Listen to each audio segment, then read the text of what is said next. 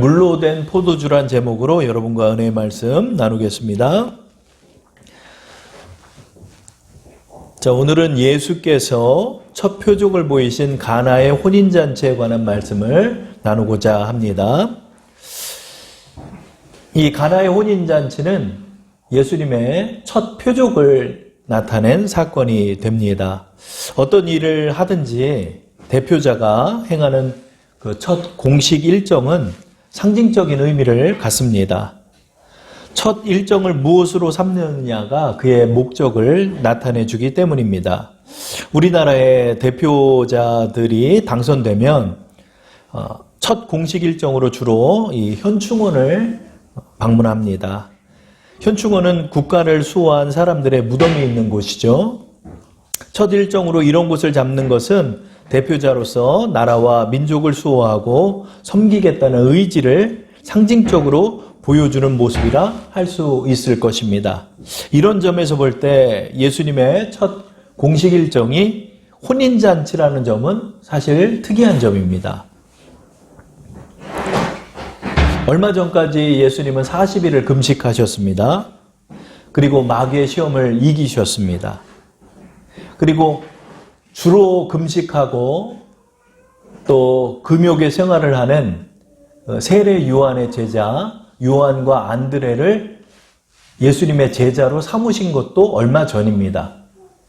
그런데 이런 금욕적인 제자들을 데리고 혼인잔치에 참석을 하신 것이 예수님의 첫 공식 일정이라 할 수 있죠. 이 의미가 무엇일까요? 왜 예수님께서는 또 저자 요한은 예수님의 공식 일정을 이 가나의 혼인잔치의 첫 표적으로 우리에게 말씀하고 있을까요? 이 가나의 혼인잔치는 요한복음에만 담겨 있습니다. 요한은 왜 이 기사를 먼저 다루고 있는 것일까요? 이 혼인잔치는 어떤 날이죠? 기쁨과 즐거움이 넘치는 날이 되는 것입니다. 주님은 이곳을 참석하는 것을 공식 첫 일정으로 삼으셨습니다. 이것이 무엇을 의미할까요? 인류를 대표해서 오신 주님의 공식 일정이 사실은 너무나 일상적인 일정이라 할 수 있겠죠. 저는 이 의미를 일주일간 생각해 보았습니다. 이것은 바로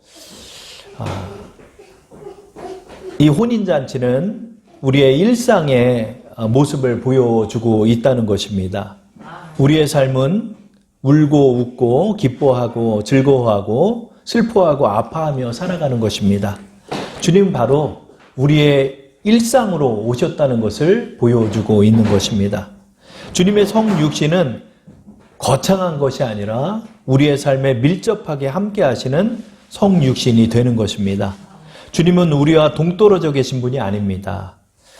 우리와 함께 웃으시고 우리와 함께 우시고 우리의 고통을 대신 지시는 생활 밀착형 동행이 되시는 것입니다. 저는 이 점을 생각해 보니까 감사하더라고요. 예수님께서 놀고 먹으시려고 혼인잔치에 참여했다는 것이 아니라 예수님은 우리의 삶에 함께 해주신다는 의미를 보여주고 계십니다. 하나님의 아들은 한 번 만나기 어려운 그런 높으신 분임에도 불구하고 하나님의 아들이시면서 우리의 삶과 너무도 가깝고 또 친근하고 또 우리에게 의지할 만한 분이 되신다는 점입니다. 두 번째로 이 가나의 혼인잔치의 특이점은 뭘까요? 주님의 첫 표적치고는 너무나 일상적인 표적이라는 것입니다. 혼인잔치, 이 가나의 혼인잔치는 우리가 다 알고 있죠. 물을 포도주로 만든 사건입니다. 그런데 예수님의 첫 표적이 왜 이것일까요? 예수님의 첫 표적이 아픈 사람을 낫게 해주고 죽은 사람을 살리고 좀 거창하고 멋있게 좀 시작하면 좋은데 물을 포도주로 만들어 주셨다는 것이죠. 이것이 뭐죠? 바로 우리의 결핍을 주님께서 마다하지 않으신다는 것이죠. 포도주가 혼인잔치에서 떨어지면 어떻습니까? 이 신랑하고 신부가 낭패를 보죠. 이 포도주는 술이기도 하지만 이스라엘 민족에게는 이 음료와도 같습니다. 그러나 분명히 알코올 도수가 있기 때문에 취합니다.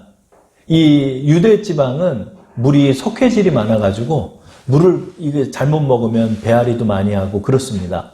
그러다 보니까 이 포도주를 이렇게 음료처럼 먹는 그런 민족이죠. 연회에 이 포도주가 빠진다는 것은 굉장히 큰 문제가 생기는 것이죠. 유대 사람들 같은 경우는 이 결혼식을 일주일 정도를 한답니다. 그러니까 포도주의 양도 좀 많이 필요하고 또 오시는 하객들의 수를 잘 계산을 해서 이 포도주를 공급해야 하는 것인데 이 포도주가 떨어져 버렸다는 거죠. 근데 주님의 첫 표적이 이 떨어진 포도주를 우리에게 주셨다는 것이죠. 이것은 뭐죠? 바로 이 포도주는 우리의 삶의 필요를 거절하지 아니하시는 온유한 주님의 손길을 말씀해 주는 것입니다. 우리가 주님 앞에 기도를 할 때 어떤 분은 이런 얘기를 하시더라고요. 이런 거는 주님께 너무 죄송한데 내가 어떻게 이런 걸 주님 앞에 구합니까? 이런 거를 주님 앞에 구할 수는 없고 이건 내 힘으로 해야죠. 이렇게 말씀하시는 분도 제가 보았습니다. 그렇죠. 그렇죠? 그러나 여러분, 주님의 이 첫 표적을 우리가 보면 우리의 세세한 문제 하나, 사실은 우리의 이 굳은 문제 하나까지도 이 마리아가 예수에게 부탁하고 있는 것이죠. 근데 예수님은 들어주신다는 거죠. 여러분, 우리 주님은 어떤 분이죠? 거창한 하나님의 영광만을 나타내는 그 일에만 참여하시는 주님이 아니라는 거죠. 우리 주님은 우리의 어려움, 우리의 굳은 일, 우리의 이런 문제들을 하나하나를 세심하게 배려하시고 인도해 주시고 채워주시는 주님이 되신다는 것입니다. 저는 이제 아이들을 키우면서 아이들에게 이제 기도를 가르쳐 주면서 아이들의 순수한 모습을 보게 되고 그 모습을 통해서 기도의 참 의미를 생각하게 됩니다. 기도는 하나님 앞에 나의 필요한 거를 구하고 기도하는 거다 이렇게 가르쳐 주었죠. 그래서 어제 저녁에도 우리 아이들하고 우리 장로님이 이 담낭 절제 수술을 받으셨는데 하나님 우리 할아버지 빨리 낫게 해주세요 기도했더니 우리 찬영이가 하나님 고쳐주세요 이렇게 하고 기도를 같이 드렸어요. 아이들에게 기도를 가르쳐 주니까 순수한 마음 그대로 하나님 앞에 기도하는 것입니다. 하나님 앞에 우리는 어떻게 나갈까요? 이런 건 죄송하니까, 이런 건 너무 미안해서, 이런 거는 너무 작은 거니까, 이런 거는 너무 사변적이니까, 이런 건 기도할 수 없다가 아닙니다. 그 모든 것을 다 주님 앞에 말씀드릴 수 있다는 것이죠. 이게 바로 물을 포도주로 만든 주님의 기사의 의미를 우리에게 보여주는 것입니다. 주님은 우리에게 말씀합니다. 이런 거는 좀 나한테 구하지 마라 좀. 이런 거는 네가 좀 알아서 해라. 주님은 그렇게 말씀하지 않으셨죠. 요한복음 14장 14절에 내 이름으로 무엇이든지 내게 구하면 내가 행하리라. 무엇이든지 말, everything. 무엇이든지 어떤 것이든지 주님 앞에 기도하는 거예요. 그래서 우리는 자녀가 장난감을 잃어버리면 꼭 저를 찾아와요. 아빠 막내 경찰차 찾아줘. 야 그걸 네가 장롱에 넣어놓고는 내가 어떻게 찾니? 아이들하고 찾을 때도 저는 기도를 하죠. 자 우리 하나님께서 우리 장난감도 찾게 해달라고 우리 기도하자. 기도하고 저는 그 응답을 받아야 되니까 눈을 붉히고 찾는 거예요. 근데 꼭꼭 하나님 찾게 해주시는 거예요. 장난감 찾는 일도 무엇이든지 하나님 앞에 기도할 수 있는 거예요. 우리 주님은 어려운 분이 아니에요. 우리 주님은 내 옆에 계신 나의 외삼촌이고 내 옆에 계신 나의 친척형이고 내 옆에 계신 나의 이웃이 되어주는 것입니다. 이 가나의 혼인잔치는 여러분 왜 요한이 이렇게 기록할 수 있을까요? 이 요한은 요한계시록을 쓴 요한이에요. 근데 이 요한과 예수님의 관계가 어떤지 알아요? 요한은 요한의 어머니하고 또 이 마리아는 자매지간이에요. 자매지간이다 보니까 예수님도 바로 외가 쪽 친척 형이 되는 거죠. 요한은 그래서 마리아가 이모예요. 그러다 보니까 이 기사를 요한만큼 잘할 사람이 없죠. 예수님은 우리의 누구죠? 우리의 외사촌형이고 우리의 외삼촌이고 우리의 이웃입니다. 예수님의 제자들도 재밌어요. 예수님의 제자들도 한 동네에서 자란 베드로와 안드레가 있고 이 벳세다 출신의 동네 친구들이 있고 그 베드로의 친구 빌립, 또 빌립의 친구 나다나엘, 이런 사람들이 예수님의 제자가 되었습니다. 모두 다 서로 한 동네 형이요, 한 동네 친척이요, 한 동네 외가의 친척이요, 또 한 동네에서 자란 나의 이웃이 되는 것입니다. 주님은 어떤 분이죠? 나와 아주 가까이 계신 분이라는 것입니다. 이것이 바로 가나의 혼인잔치의 의미가 되는 것이죠.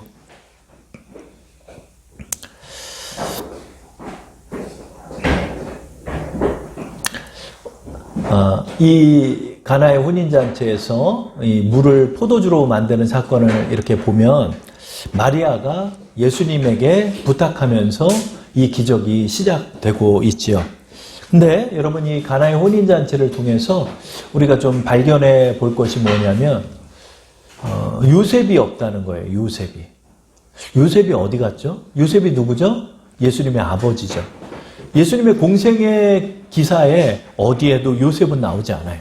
마리아는 나오는데 요셉은 나오지 않죠. 요셉은 아마 예수님의 공생의 사역 이전에 죽었던 것 같아요. 그러면 예수님은 어떤 분이 되는 거죠? 그 가정의 가장이 되었죠. 예수님이 맞이였기 때문에. 그래서 마리아는 우리 예수님에게 언제나 문제가 생기면 부탁했던 것 같아요. 이러이러한 문제가 있는데 이거 어떻게 해야 되냐, 도와달라. 그럼 언제나 예수님은 그 문제를 해결해주는 장남이 되었던 것이죠. 마리아가 이 가나의 혼인잔치에 식당을 주관하는 자로 참석하고 있습니다. 우리 2장 1절의 말씀을 한번 볼까요? 다 함께 합독해 보겠습니다. 사흘째 되던 날 갈릴리 가나에 혼례가 있어 예수의 어머니도 거기 계시고, 예수의 어머니는 이미 와 계시죠. 그러니까 하객으로 참석한 게 아니라 스텝으로 참석하고 계신 거죠. 그러니까 아마 이 가나의 혼인잔치가 이 마리아의 외가 계열의 친척의 결혼식이었던 것 같아요. 그러다 보니까 예수님도 초대를 받고 제자들도 그 한 동네 사람들, 또 가까운 이웃들이었기 때문에 다들 초대를 받아서 서로들 다 관계가 되다 보니까 예수님이 초대받아서 가나의 혼인잔치로 왔죠. 그게 2절에 나와 있죠. 예수와 그 제자들도 혼례에 청함을 받았더니, 그러니까 예수님도 청함을 받았고 제자들도 청함을 받았다는 건 제자들도 혼례와 관계된 사람들이었다는 거죠. 이 작은 동네에서 결혼하면 사실은 그 동네 사람들 다 참석하죠. 이 갈릴리 지방이 그랬다는 거죠. 서로 다리 건너면 다 알고 있어요. 이게 바로 예수님의 관계였다는 거죠. 그런데 포도주의 양을 계산을 잘못했는지 포도주가 떨어졌어요. 근데 이 문제를 신랑한테 가지를 않고 신랑의 아버지한테 가지 않고 마리아는 예수님에게 가고 있다는 거죠. 우리 3절 말씀 한번 읽어볼까요? 포도주가 떨어진지라 예수의 어머니가 예수에게 이르되 저들에게 포도주가 없다 하니, 이 문제를 마리아는 연회장이나 이 혼례의 주관자들을 찾아간 게 아니라 예수님을 찾아가죠. 이것이 우리에게 뭘 의미할까요? 그렇죠? 예수님은 손님으로 참석했는데 예수님한테 포도주를 떨어졌다는 건 뭘까요? 여기는 바로 마리아의 믿음을 우리가 볼 수 있는 것이죠. 언제나 문제가 생겼을 때마다 예수님을 찾았던 마리아는 이 문제도 하나님의 아들 되신 우리 그리스도께서 해결할 수 있음을 믿었던 거죠. 그래서 이 부탁은 뭘까요? 예수야, 빨리 가서 어디서 포도주 좀 사와라. 제자들, 힘쓰는 사람들 데려다가 포도주 좀 날라와라. 이 뜻이었을까요? 이 부탁이 아니었죠. 우리 주님의 능력을 믿은 거죠. 그래서 마리아가 부탁을 합니다. 그러자 예수님은 이 마리아를 책망하고 있죠. 우리 한번 4절 말씀을 한번 합독해 볼까요? 예수께서 이르시되 여자여 나와 무슨 상관이 있나이까 내 때가 아직 이르지 아니하였나이다. 그러면 예수님의 이 표현은 굉장히 무례하죠. 엄마한테 어떻게 여자여 그럴까요? 그죠? 우리는 어떻게 이렇게 여자여라고 말할까 이렇게 생각하는데 이 귀나이라는 이 헬라어 단어가 여자여로 번역을 했어요. 근데 이 귀나이라는 단어는 무례한 말이 아니죠. 이 여자야 이런 뜻이 아니라 이것은 유대적 표현이라는 거죠. 이 표현은 중년의 여성을 정중히 부르는 말이라고 해요. 그러니까 이것을 이제 우리 한국말로 해석하기가 어려우니까 그냥 여자여라고 해석을 했는데 제 생각에는 그 유럽 쪽에는 그 여성을 또 마담 이렇게 부르잖아요. 마담 이렇게 부르죠. 술집 마담 말고요. 마담이라고 부르잖아요. 이런 단어처럼 이 귀나이라는 단어는 우먼을 표현하죠. 그러다 보니까 영어 성경에는 우먼이라고 해석도 하고 그 다음에 dear woman이라고도 얘기하죠. 그러니까 이 여성을 정중히 부르는 말이죠. 사실은 뭐 어머니 이렇게 부르는 개념이 될 거예요. 유대적 표현으로 보면 어머니 이 일이 나랑 무슨 상관입니까? 예수님이 분명히 얘기해요. 맞아요. 이 마리아의 이 부탁은 말이 안 되는 부탁이에요. 왜 그러냐면 예수님은 하객으로 참석했고 또 예수님의 능력을 물을 포도주로 만든다? 이것도 사실은 하나님 앞에 영광이 되는 능력은 아닌 걸로 보이잖아요. 그죠? 이 술 떨어진 걸 왜 예수님한테 얘기하냐. 그러니까 예수님이 이렇게 말하죠. 여자여, 이 일이 나와 무슨 상관이 있나이까? 이렇게 말하죠. 이 영어 표현은 더 적나라해요. Why do you involve me? 이래요. 왜 나를 여기다 엮습니까? 이런 표현이에요, 사실은. 왜 여기다 나를 엮습니까? 나는 아직 내 때가 되지 않았습니다. 예수님께서는 공적 의미로 이 말씀을 하는 거죠. 아직 나의 공생의 사역, 인류를 구원하기 위한 공생의 사역은 시작되지 않았는데 왜 포도주 떨어진 걸 나한테 말합니까? 마리아가 잘못했죠. 마리아가 잘못한 거죠. 그런데 여기서 또 은혜가 되는 건 뭐냐면 예수님이 완전히 거절한 게 아니죠. 이렇게 말을 하지만 예수님이 그 부탁을 들어주신다는 거죠. 예수님께서 그 부탁을 어떻게 들어줘요?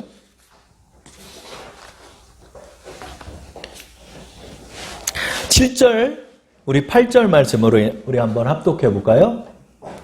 자, 7절, 8절 말씀 다 함께 합독해 보겠습니다. 예수께서 그들에게 이르시되 항아리에 물을 채우라 하신즉 아기까지 채우니 이제는 떠서 연회장에게 갖다 주라 하심에 갖다 주었더니 이렇게 말씀하고 있죠. 자, 여러분 여기서부터 이제 저의 묵상을 들어보세요. 이 가나의 혼인잔치는 저도 몇 번을 설교를 했던 것 같아요. 근데 이번에는 좀 다른 게 보이더라고요. 뭐냐면 예수님께서 하인들에게 명령하신 게 뭐냐면 이제 마리아가 하인들한테 얘기해요. 야, 예수님이 뭐라고 말하든 간에 너희는 이상해도 그대로 따라라. 그랬더니 예수님께서 연회장 입구에 있는 물항아리 6통에다가 물을 가득 채우라고 말해요. 가득 채우라.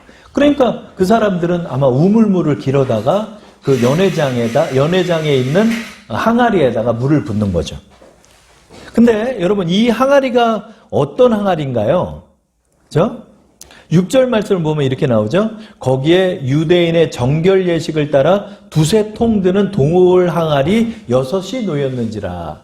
그러니까 정결 예식에 따라 쓰임새가 있는 6 물 항아리 통이래요. 근데 그 항아리는 두세 통 드는 항아리래요. 먼저 정결 예식에 쓰는 항아리, 물 항아리는 뭘까요? 이 유대인 사람들은 이건 하나님의 율법은 아닌데 그들의 전통으로 이렇게 고착화되어 있는 일이었죠. 그럼 바로 밖에 나갔다 들어올 때 손을 씻는 거예요. 이거는 여러분 위생의 의미보다도 예식의 의미에 가까웠어요.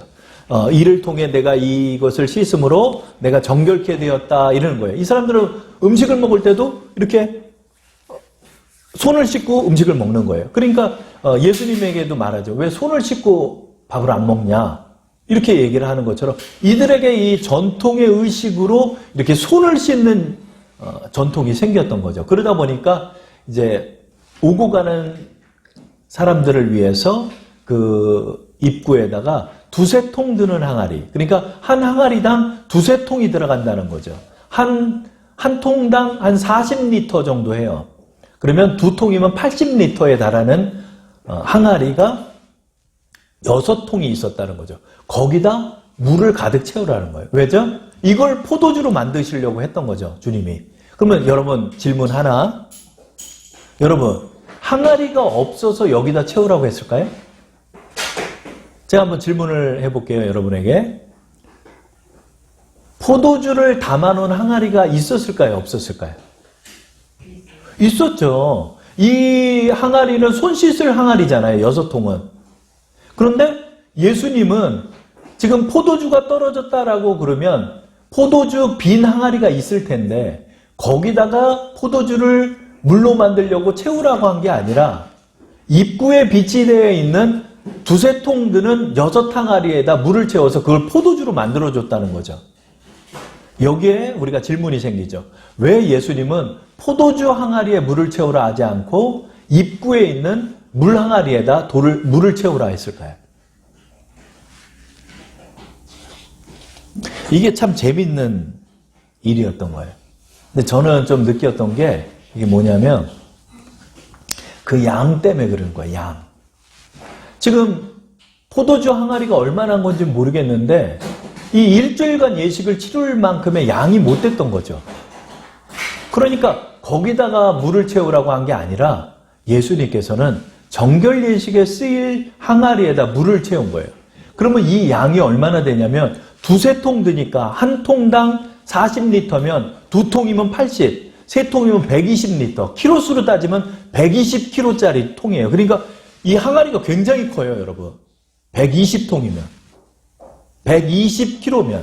그러니까 6통이면 적어도 600리터에서 700리터에 달하는 통을 물로 채운 거예요.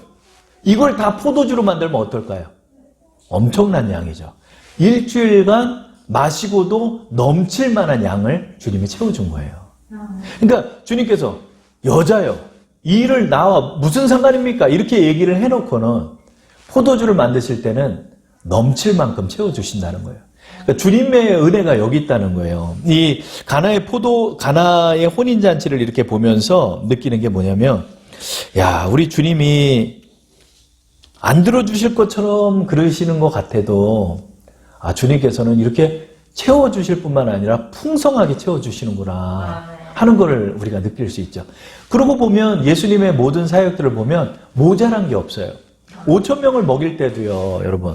5,000명이 아니라 유부녀와 아이들을까지 치면 약 2만 명 정도에 달하는 사람들이 들판에 있는데 그들이 지금 3일째 밥을 못 먹고 있어요.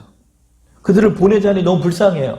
예수님께서 오병이어의 기적을 베푸실 때도 이 사람들이 배 터지게 먹고 집에 돌아갈 거 막 있는 주머니 없는 주머니에다 빵을 다 채워놓고 보따리에도 싸놓고 해도 12광주리가 남았다는 거죠.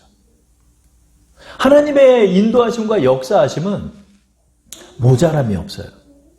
여러분, 200만 명에 달하는 이스라엘 민족이 홍해를 건너 이집트를 탈출했을 때도 40년 동안 밥 한 끼를 굶게 하지 않으신 게 주님의 은혜예요.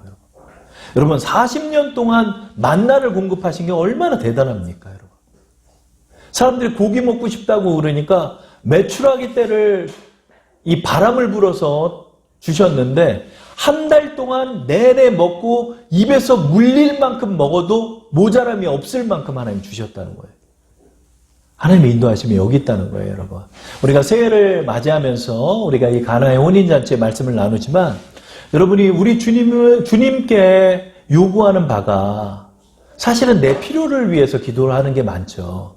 근데 주님이 안 들어주실 것 같으면서도 주님은 그걸 들어주시고 그뿐만 아니라 풍성하게 채워주신다는 거죠. 그렇죠? 그래서 하나님의 은혜 안에서 그 모든 것이 맞물려서 하나하나 주님이 채워주시는 우리 주님이 되신다는 거예요.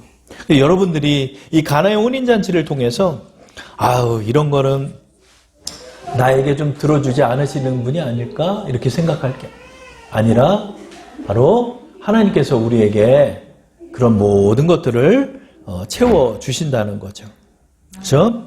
그 다음에 여러분 우리가 이제 또 한번 생각해 볼 것들이 있죠.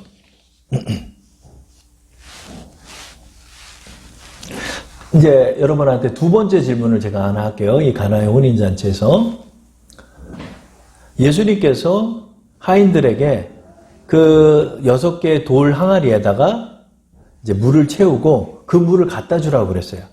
그랬더니 갖다 줬더니 하객들이 이제 그게 포도주인 줄 알고 받아서 마셨는데 너무 맛있는 거야. 너무 맛있는 거야. 그러니까 그 연회장이 이렇게 칭찬을 하죠. 그게 바로 9절과 10절에 있죠. 우리 9절, 10절 한번 읽어볼까요? 연회장은 물로 된 포도주를 맛보고도 어디서 났는지 알지 못하되 물도온 하인들은 알더라. 연회장이 신랑을 불러 말하되 사람마다 먼저 좋은 포도주를 내고 취한 후에 낮은 것을 내거늘 그대는 지금까지 좋은 포도주를 두었도다 하니라. 그러니까 이 포도주가 어떤 포도주가 됐다는 거죠? 최상의 포도주가 됐다는 거예요. 아멘. 최상의 와인이 된 거예요. 근데 저는 포도주는 잘 모르지만 요즘은 여러분 이 와인이 굉장히 인기가 많죠. 이마트를 가봤더니 이제 와인 코너가 따로 있어요. 그래서 사람들이 여성들도 그렇고 와인을 다 사다가 즐기고 이제 집에는 와인 냉장고까지 비치해서 와인을 즐기는 분들이 많죠. 근데 이 와인을 만드는 거, 이 포도주를 만드는 게 쉽지가 않대요. 그죠? 수주에서 수개월에 이르기까지 그걸 숙성을 시켜서 숙성을 시킬 뿐만 아니라 굉장히 보관을 잘해야지 이 와인의 풍미를 즐길 수 있다라고 하더라고요. 그 향과 그 맛. 그래가지고 그거 먹는 사람들은 이거 먹고 이렇게 하더라고요. 입을 이렇게 해서 먹는데요. 그죠? 그걸 이제 먹는 거예요. 저희도 이제 그 여목사님이 성만찬에 쓰라고 포도주를 갖다 줬어요. 근데 이 1년에 몇 번 성만찬을 안 하잖아요. 그러니까 저걸 봤는데 어느 날 보니까 너무 익어가지고 이게 이 도수가 있는 것 같더라고요. 그래가지고 이제 포도주를 못하고 저거를 이제 포도 주스를 사다가 이제 우리가 아마 사순절 기간이나 이때 성만찬을 하게 될 것 같은데 포도주는 두면은 익잖아요. 이게 시간이 필요한 거라고요. 근데 물을 곧바로 떠다가 갖다 줬는데 그게 와인이 돼 있는 거예요. 여기서 이제 우리가 하나님의 기사의 능력을 보면 주님이 채워주시는 건 풍족할 뿐만 아니라 최상의 결과를 주신다는 거죠. 그렇죠? 주님을 의지하고 나가는 일에 있어서 최상의 결과를 하나님 주신다는 거예요. 여러분, 내가 할 수도 있어요. 부랴부랴 야야 빨리 동네에 가서 포도주 좀 사와라.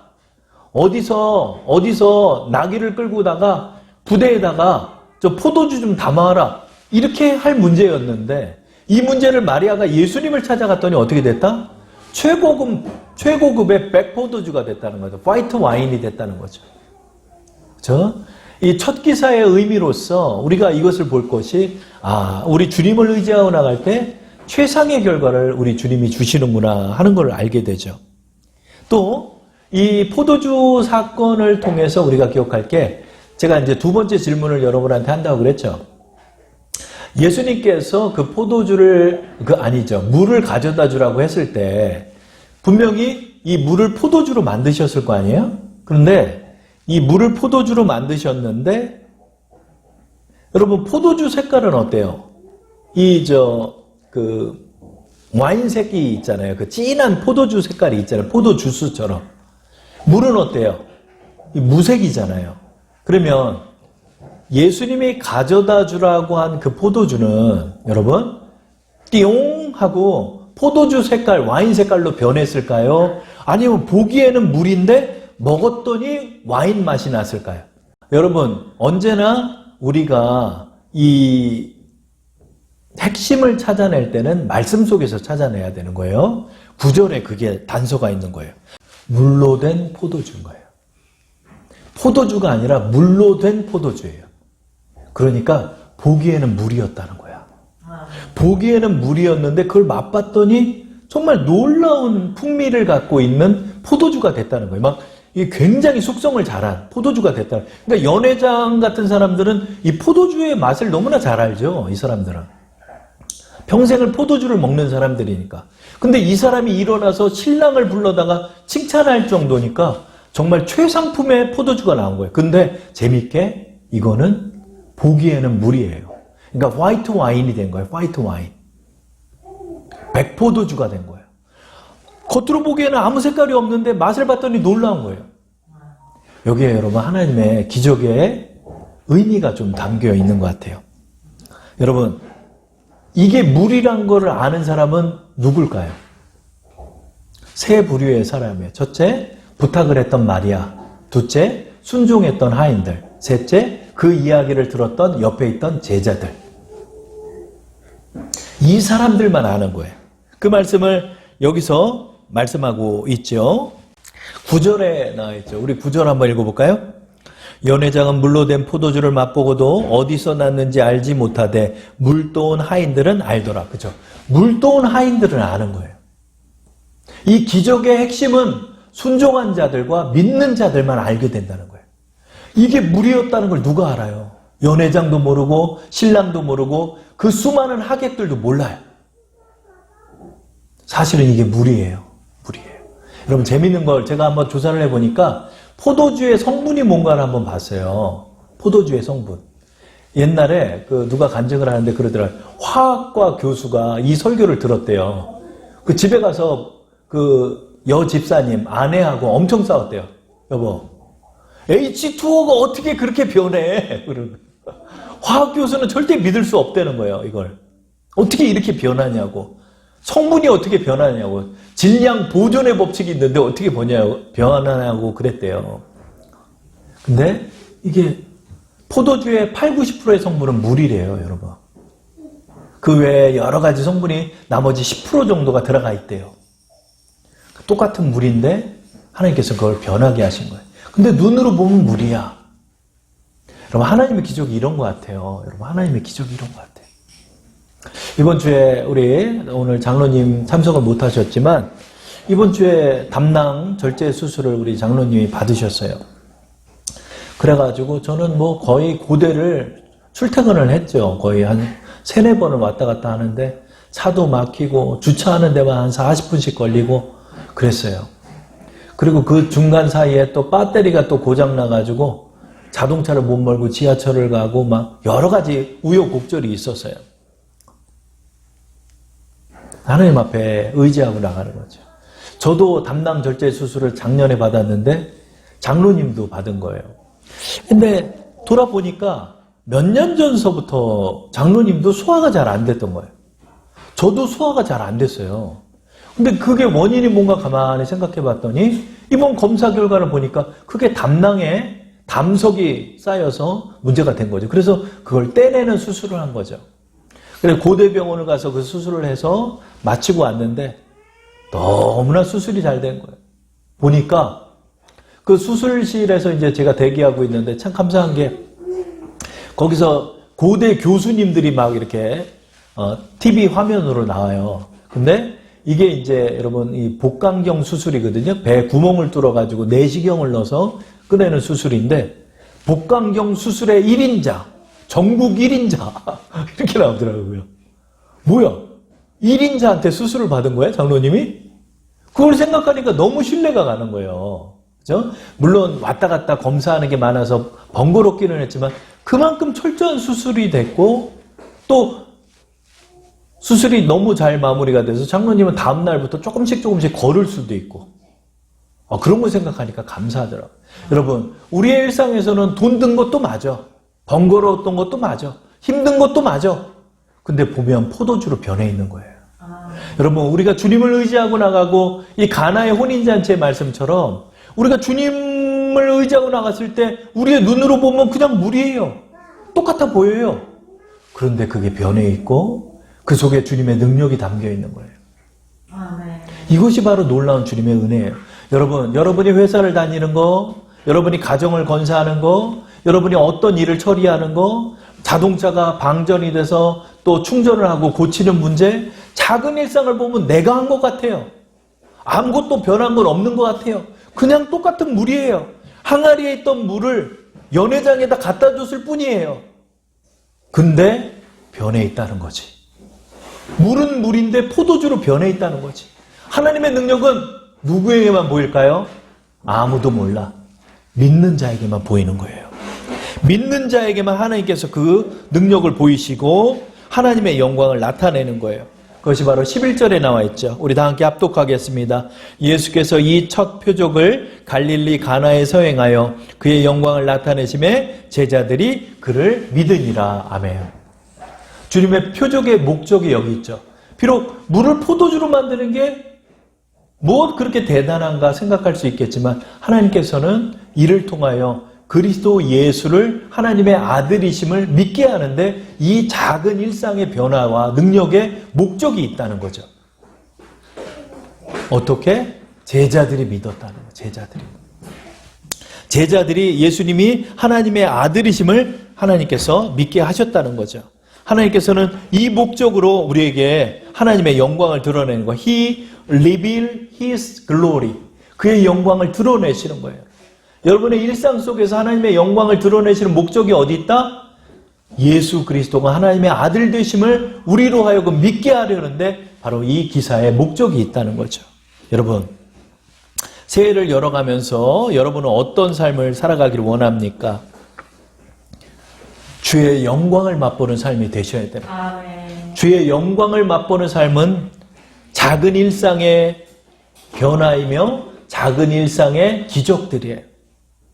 또 우리의 필요를 채우시는 하나님의 섬세한 인도하심과 채우심이에요. 그럼 우리가 이런 걸 맛보는 거예요. 일상의 작은 문제 하나하나를 하나님 앞에 기도하고 나가는 거예요. 일상의 작은 문제 하나하나를 하나님 앞에 하나님께서 채워주시고 나가는 거예요. 어제 장로님이 이제 집으로 오시는데 이제 차를 몰고 가서 장로님을 모시고 와야 되잖아요. 근데 배터리가 방전이 돼가지고 이제 긴급 출동을 불러가지고 충전을 했어요. 그리고 그분이 가셨어. 그리고 시동을 딱 거니까 시동이 걸렸는데 악셀을 딱 밟았는데 시동이 다시 꺼지는 거야. 그래가지고 또 전화를 걸어가지고 견인을 불렀어. 견인을 불렀는데 사장님 견인 오시는 길에 그냥 글로 가서 이거 고쳐주세요. 이거 배터리 문제가 아니죠? 그랬더니 발전기 문제라는 거예요. 그래서 발전기를 갈면 된대요. 그래서 그 견인을 해가지고 발전기를 고치고 1시간 정도 있다가 고치고 그러고 나서 이제 장로님을 모시러 가는데 그 전에 이 차량에 하부에 문제가 있어가지고 하부 좀 봐달라고 그러는 거예요. 다른 공업사 가서 물어봤더니 하부가 녹이 쓸어가지고 하부를 갈아야 된다고. 근데 그게 돈 100만 원이 든대요. 아이고 이거 이 차에 내가 돈 100만 원을 들여서 또 수리를 해야 되나 이게 고민이었어 저는. 근데 그 정비사 하시는 분이 차를 쫙 들어 올려서 그 밑에도 좀 봐달라고 그랬어요. 근데 밑에를 딱 보니까 이거는 안 갈아도 되는데요? 저한테 그러는 거예요. 왜요? 그랬더니 이 바퀴랑 연결되어 있는 빔이 만약에 녹이 있으면은 그거를 새로 땜질을 해야 되지만 저 윗부분이 부식되는 거는 그냥 놔둬도 되고 오래 타셔도 되겠는데요? 그런 거예요. 어떻게 됐어요, 여러분? 100만 원이 굳었잖아요. 저는 이제 새벽 예배 나와서 자동차가 저렇게 방전됐길래 너무나 마음이 기쁘지가 않았어요. 아이고, 하부 녹 쓴 것도 100만 원 들여서 갈아야 되고. 근데 도리어 이 발전기 하나 20만 원 들여서 가는 이 문제를 해결하고 나서 하부의 문제가 다 해결이 된 거야. 자동차의 문제가 다 해결이 됐어요. 기쁜 마음을 가지고 장로님을 모시러 가서 장로님을 태우고 이제 집에다 모셔다 드리고 그리고 돌아오는 게 너무 기쁘더라고요. 여러분, 배터리 문제 하나를 가지고 하나님 앞에 기도를 했더니 저의 이렇게 근심을 하나님이 해결하시더라고요. 여러분, 일상 속에서 저는 느낀 것이 하나님께서 언제 영광을 드러낼까요?